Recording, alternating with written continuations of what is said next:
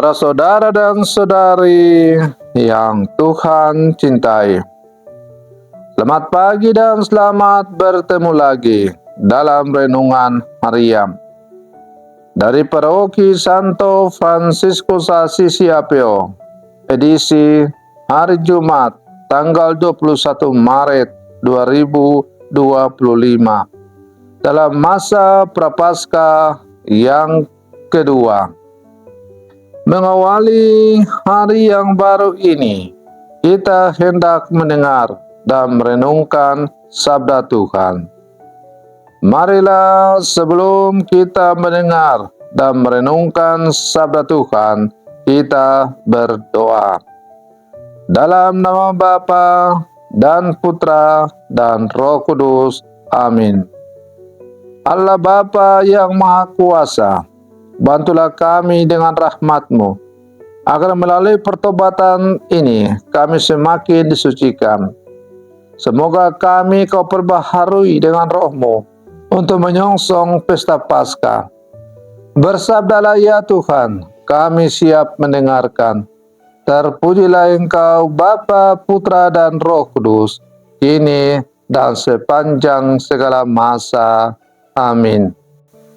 Para saudara dan saudari yang Tuhan cintai, sabda Tuhan yang hendak kita dengar dan kita renungkan untuk mengawali hari yang baru ini diambil dari Injil Matius pasal 21 ayat 33 sampai 43, dilanjutkan dengan 45 sampai 46. Tuhan bersamamu. Inilah Injil suci menurut Matius. Sekali peristiwa, Yesus berkata kepada imam-imam kepala, tua-tua bangsa Yahudi, "Dengarkanlah perumpamaan ini. Seorang tuan tanah membuka kebun anggur dan menanam pagar sekelilingnya. Ia menggali lubang tempat memeras anggur dan mendirikan menara jaga di dalam kebun itu. Kemudian ia menyewakan kebun itu kepada penggarap-penggarap, lalu berangkat ke negeri lain. Ketika hampir tiba musim petik, ia menyuruh hamba-hambanya kepada penggarap-penggarap itu untuk menerima hasil yang menjadi bagiannya.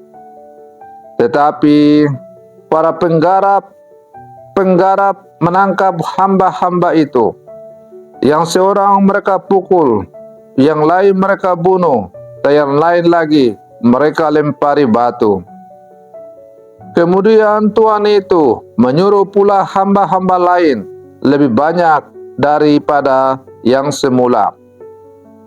Tetapi mereka pun diperlakukan sama seperti kawan-kawan mereka. Akhirnya tuan itu menyuruh anaknya kepada mereka. Pikirnya, anakku pasti mereka segani. Tetapi ketika para penggarap melihat anak itu, mereka berkata seorang kepada yang lain, "Ia adalah ahli waris, mari kita bunuh dia, supaya warisannya menjadi milik kita." Maka mereka menangkap dia dan melemparkannya keluar kebun anggur itu, lalu membunuhnya. Maka apabila tuan kebun anggur itu datang, apakah yang akan dilakukannya dengan penggarap-penggarap itu? Kata imam-imam kepala dan tua-tua itu kepada Yesus, "Ia akan membinasakan orang-orang jahat itu, dan kebun anggurnya akan disewakannya kepada penggarap-penggarap lain yang akan menyerahkan hasil kepadanya pada waktunya." Kata Yesus kepada mereka, "Belum pernahkah kamu baca dalam kitab suci, batu yang dibuang oleh tukang-tukang bangunan telah menjadi batu penjuru? Hal itu terjadi dari pihak Tuhan, suatu perbuatan ajaib di mata kita. Sebab itu, aku berkata kepadamu, kerajaan Allah akan diambil daripadamu dan akan diberikan kepada satu bangsa yang akan menghasilkan buah kerajaan itu. Mendengar perumpamaan Yesus itu, imam-imam kepala dan orang-orang Farisi mengerti bahwa merekalah yang dimaksudkannya. Maka mereka berusaha menangkap dia, tetapi mereka takut kepada orang banyak, karena orang banyak itu menganggap Yesus nabi. Demikianlah sabda Tuhan. Para saudara dan saudari yang Tuhan cintai, melalui bacaan Injil yang baru saja kita dengar, Yesus menggambarkan sebuah kebun anggur yang dikelola oleh para penggarap yang tidak bertanggung jawab. Melalui kisah ini, Yesus mengajak kita untuk merenungkan tanggung jawab kita sebagai pengikutnya dan bagaimana kita memberi respons kasih dan panggilannya dalam hidup kita sehari-hari. Para saudara dan saudari yang Tuhan cintai, Yesus menceritakan perumpamaan tentang seorang tuan yang menanam kebun anggur dan menyewakannya kepada para penggarap. Ketika waktu panen tiba, tuan kebun mengirimkan hamba-hambanya untuk mengambil bagian hasil panen. Namun, para penggarap itu menolak dan bahkan menyakiti hamba-hamba tersebut. Akhirnya tuan kebun mengirimkan anaknya, berharap mereka akan menghormatinya. Namun, para penggarap malah membunuh anak itu, berharap untuk mendapatkan warisan tuan kebun. Para saudara dan saudari yang Tuhan cintai, perumpamaan Yesus tentang penyewa kebun ini menggambarkan hubungan antara Tuhan dan umatnya.